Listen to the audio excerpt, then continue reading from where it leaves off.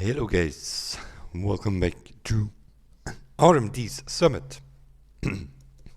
H2O. Let's have a look on the situation and also have a look on the settings that I'm using or stuff like that. People always interested in that. Get a lot of comments that, so I thought I'll sort of more or less move it into a video. Current situation in the H2O, it's Friday noon at the moment. I am in 5th place with 1,355,000 points. And how did we gain that points? That is sort of what we're going to have a look at. Start with Boyd Smashing. I am 4th overall there with a 41,724 points. Going left on the start, more or less, and then corner to the right, keep going left, corner to the right again, and then you sort of do a little circle at the end, and that's more or less it. And then of course try to hit all the gates possible. Settings that we used: the Frauscher 1414 Demon with these settings, drift assist on 10, weight distribution 0, rudder angle, braking point and buoyance at 10, and the hull friction and the trim tabs at 5. That sort of works. For Boyd Smashing.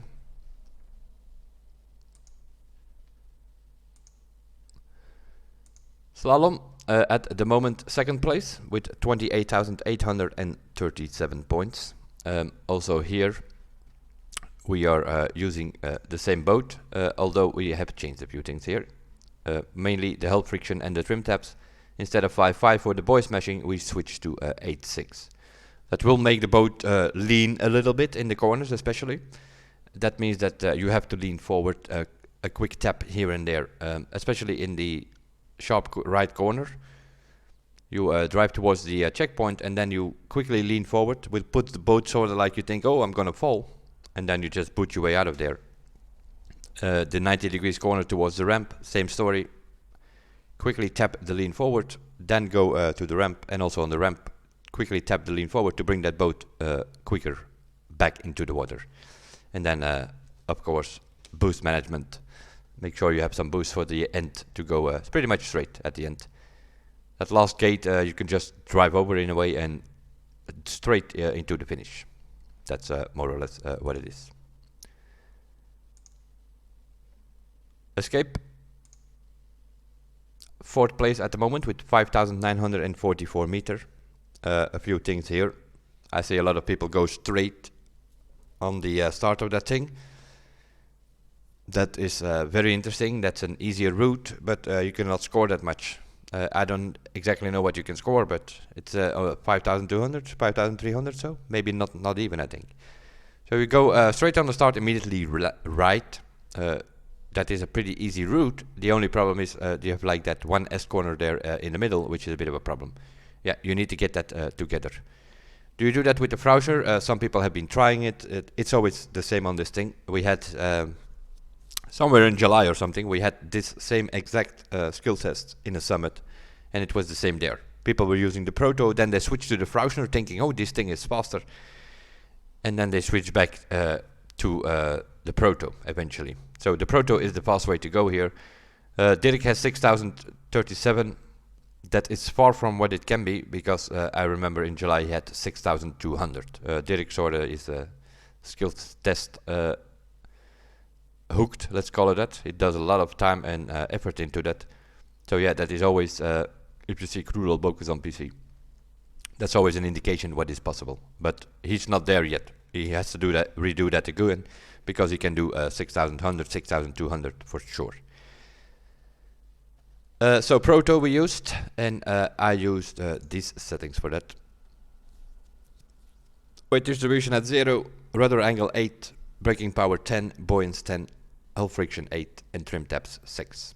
Trim tabs is sort of more or less your steering sensitivity on the boat, so you can always change that to your likings.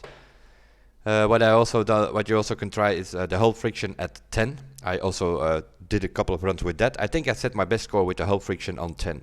What that do, it lift the nose a little bit more out of the water, so you have less friction. Makes it a bit less controllable as well, because yeah, then you put it like all the way towards the rear, So your nose is completely out of the water, but you have the least friction you can get because you put it on maximum. So hull friction on 10 on these settings will get you to 5,900 for sure. If you not in one go, you're gonna have to put some time and effort on that thing. That's always the case with the Summit. If you do 1 or 2 runs, you're never gonna get scores like this, unless you're a super master or so. Alpha GP, yeah, as shown in the Nope Dash Summit, I have a 254 here now, which is at the moment good for 19th place.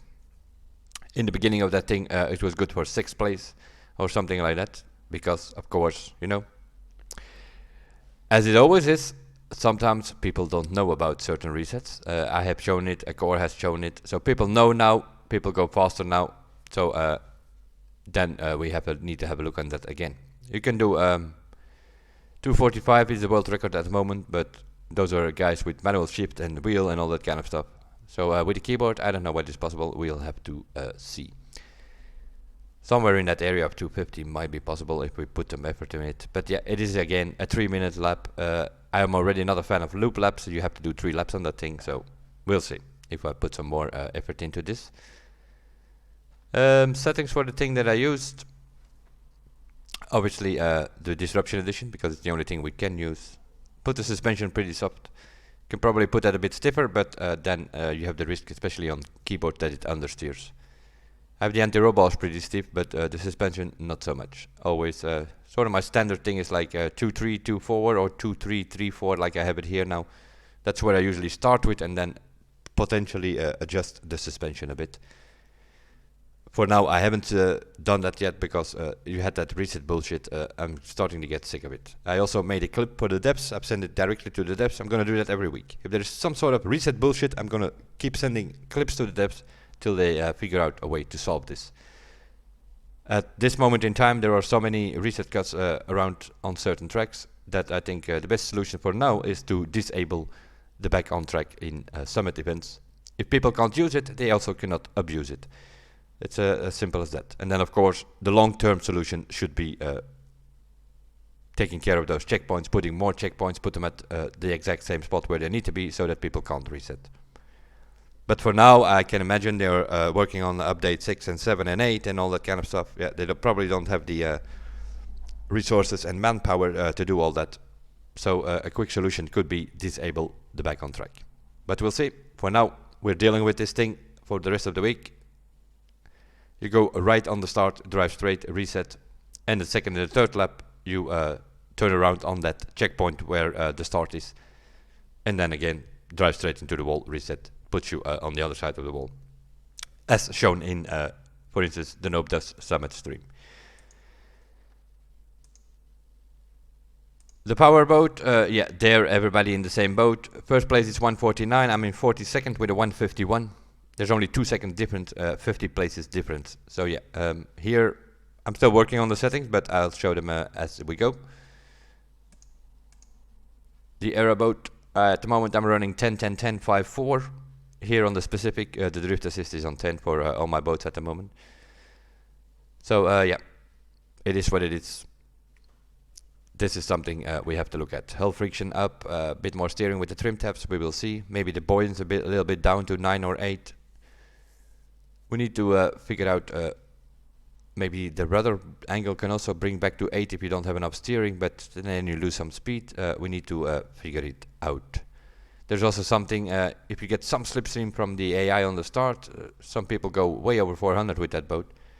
If you don't get that little bit of slipstream at the start, that little zook, then yeah, then you're doing 380 or so. That's already that can already be a second difference or so. Whoa, whoa, whoa. Don't scroll. So yeah, this is something I need to look into. That should be a little bit improved. Few tenths can be 10 places different. So jet sprint, 6th place overall with a 129.1. Yeah, that is what it is. Full throttle, lean backwards and steer and try to get that boat as much in the middle as possible and don't hit anything. That's a pretty short explanation of the jet sprint. Settings that I use, I put the drift assist on 9. was a bit too stiff, too much help, let's say, on 10, so I put it one click lower. Weight distribution 1, braking power doesn't matter at all. You can put that on 0. I have it on 1 here, but you can put it on 10. It doesn't matter. You don't use the brakes. So braking power is totally ignorant in this setting. Buoyance and hull friction on 10. Hull friction on 10 puts the most out of the water. So that's always going to make you go the fastest. If you can handle it, good thing to put it there. The trim tabs at 0. We don't want too sharp steering at this thing. You just want to make the corner and that's it. And the best way to do that is the trim tabs on 0 on the Jet Sprint apparently. This is a setting that you can probably use on all your Jet Sprint because these things are pretty equal, balanced out as it is. So if you use the Leopard or the Brawler or even the New Zealand Sportsman, probably can use the same settings. The Hovercraft, yeah, I was stuck for a long time on a 247, which usually means that I did not have decent settings. So I asked around, got some settings from some other guys, adjusted them a little bit here and there. A 240.0 I have now, which is good enough for 10 place. Settings that we used a bit of all over the place. Air assistance on 8, spin brake assistance on 5. The braking power, yeah, you tap the brakes here and there to make some of the corners, or to throw the hovercraft into the corner. So sex will do, pitch stiffness on 5, roll stiffness on 3, oversteering on 4. The grip factor, Tommy, the guy that gave me the settings on 1, he had it, but I found that I did not have enough grip, so I put it one click higher, and I have the grip factor on 2 now. This is the settings used on the keyboard where I did a 2.40 width. You can always adjust them to your own liking. I'm just giving this sort of as a starting point to have some sort of settings for you guys. The Audi, yeah, you're probably not any good with my settings. I have a 259.1. There's a bit of a, yeah, there's a resetter, or you have that S corner which you have to time perfectly to do not hit a barrier or a tree. It's a 3-minute track, so yeah, if you hit anything you have to restart. That always takes you 3 minutes, you know. So that is a bit of a thingy there in that. And then of course it's long straights. I'm pretty sure there will be some people out there who are doing this with slipstream. Keep in mind you can hit each other here. This is a street race event. You don't have any ghosting, or like you have in rally rate or something like that.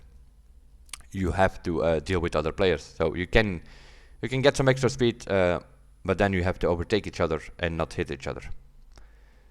But still, at the moment, fastest time is a 250. Also here we have manual shifting, manual clutch maybe even. So these people downshift on the corners. That goes faster than braking on an automatic gearbox. So there will always be some faster, but I'm still aiming for a 255 or so throughout the week. But we will see. I'm also a bit of a fight with the settings on this car. At the moment I have it like this. I tried with stiffer suspension, but that understeered in some of these corners, and then yeah, there are barriers all over the place. So yeah, if you end up tapping a barrier, that is speed loss and so on. Can bring the aero down a little bit maybe, I don't know. I'll just show you what I have now. And the roll bars I had 910, it understeered. I put it on 810, and now you can actually steer it into the corner.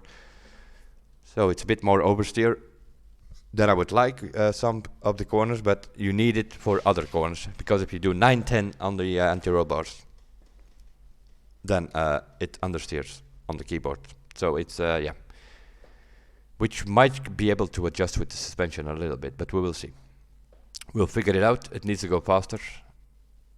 Eventually did a 259 last night or so, but that's not fast enough. We will see. Where are we? Street race, which leaves us with the hovercraft truck, although you have to do it with a monster truck. 6th place overall there with a 159.9. Switching from the Mustang to the Hummer.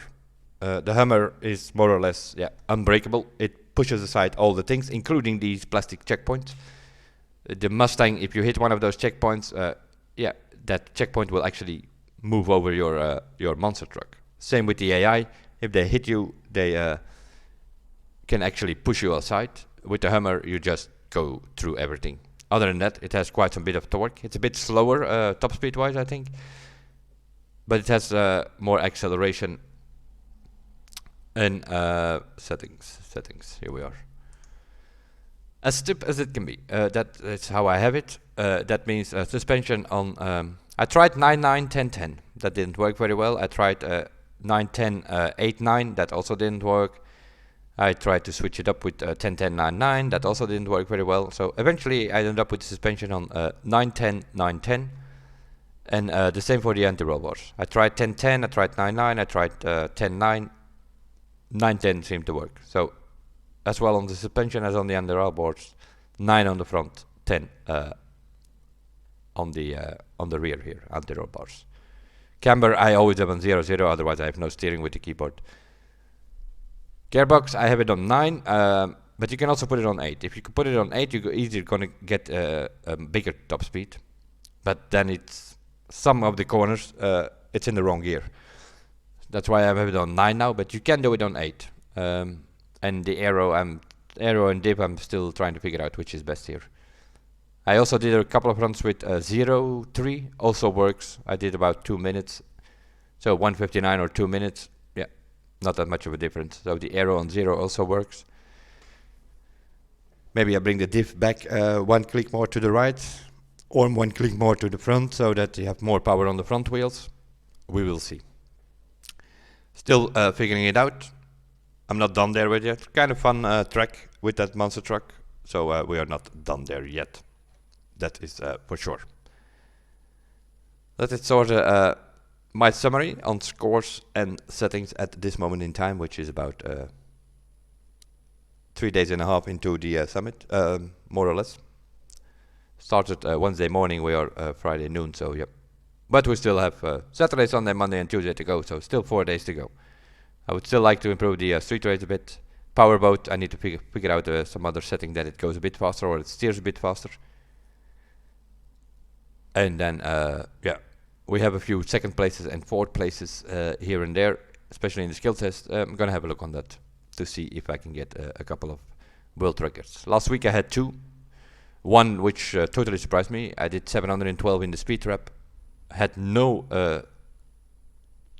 thinking that that would be good enough, but it stayed there for the rest of the week. So nobody came over, which was kind of strange.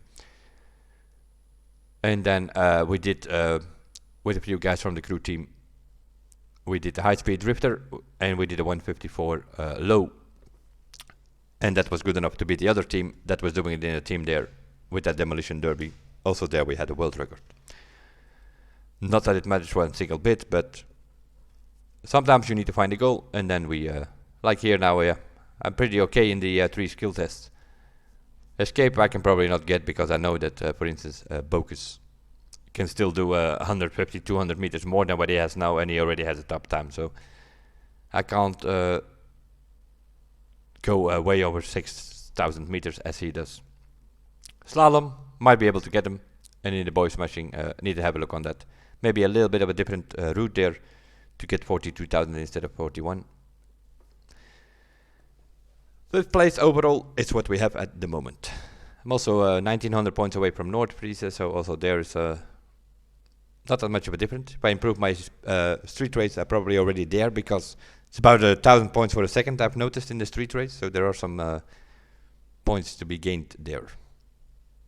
The first guys, yeah, they drive certain events with patch, others with wheel, yeah, that is manual shifting probably, including the clutch. That's downshifting on the corners. I'm braking, I'm losing speed in every corner that way, so it's like, yeah, we'll see.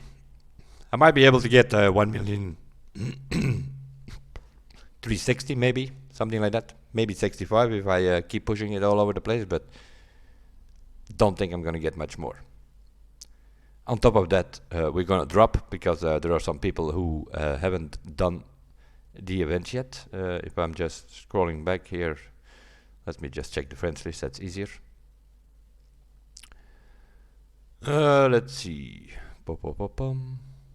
With my other drivers, Summit Nope, I'm in 14th at the moment.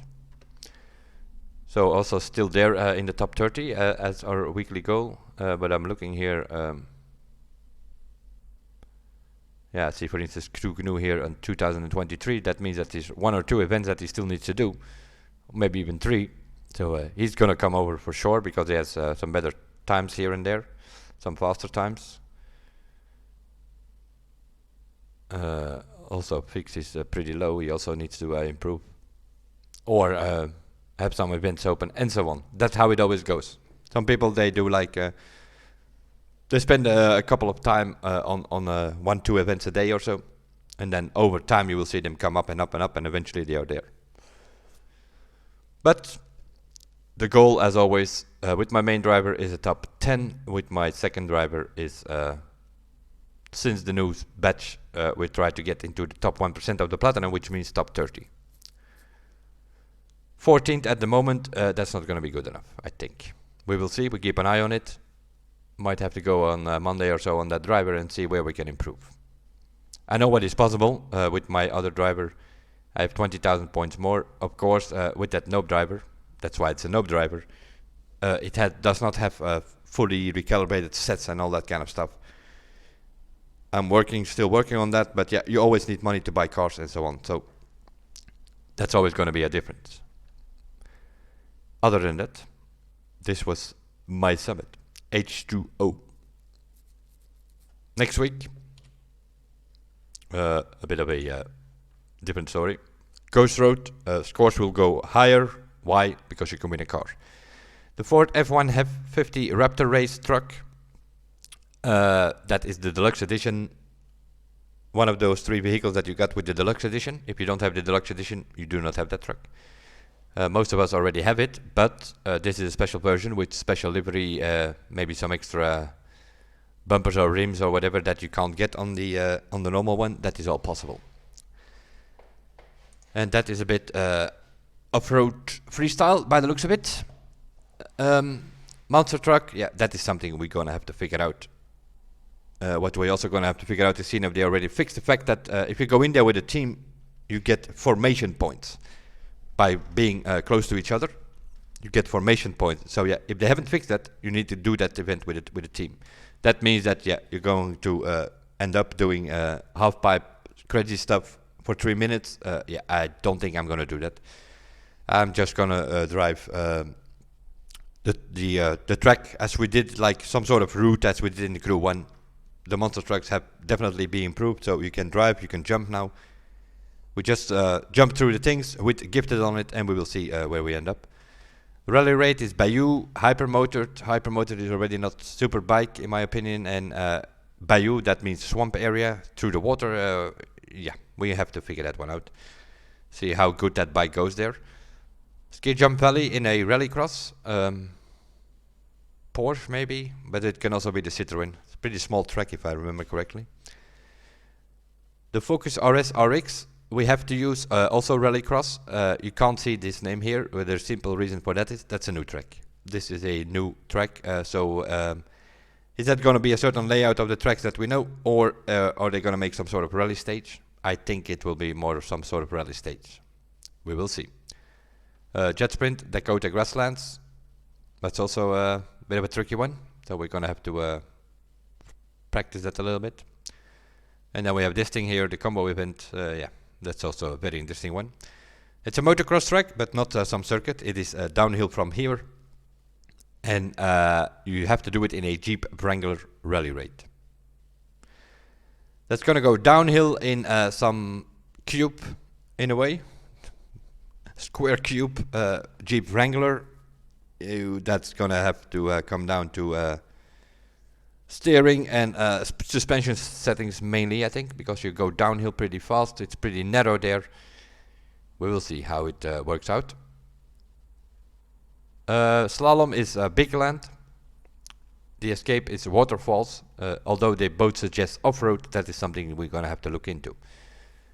The Slalom, maybe.